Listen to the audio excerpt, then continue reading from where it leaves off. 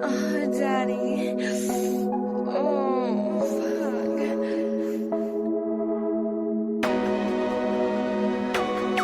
Yeah. Niggas a tout tong de fulu tong fa ano Mpivahiny. Se trecha ngati fono sa feza kwa Mpivahiny. Koi sera ngati shneki non de kalwa chi mangin. Is fana ita gasto no matona chi valin. Ano Mpivahiny, ano Mpivahiny. Befti si manjari ne fa maru pirani. Sera ngati shneki non de kalwa chi mangin. Se trecha ngati fono sa feza kwa Mpivahiny. Kom daarom hem toen niet die de podcast. Geen man het moet je zaden van direct doorhalen. Beach please, there's up there on the now. Yeah, man, doe wat je laat.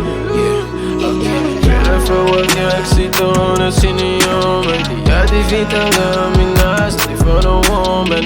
Feminist, maar voor wat je kwam op een rood. Dan je laat ze van de vrouw een band. En je had je wampen. Mama, boezie. Life no bougie, tout pour faire la vie sans bougie. Make a dance, left no bougie. Yeah, je n'en bilan bougie. Le real nigga fait ses pussy. Je tiens people, j'ai des t'as des pussy. Niggas a tout temps, le full temps, fait un Mpivahiny. C'est deux changal, t'es fono, ça fait à quoi Mpivahiny.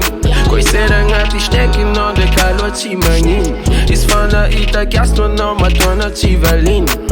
Ano Mpivahiny, ano Mpivahiny. Si manjari ne fa maru pirani.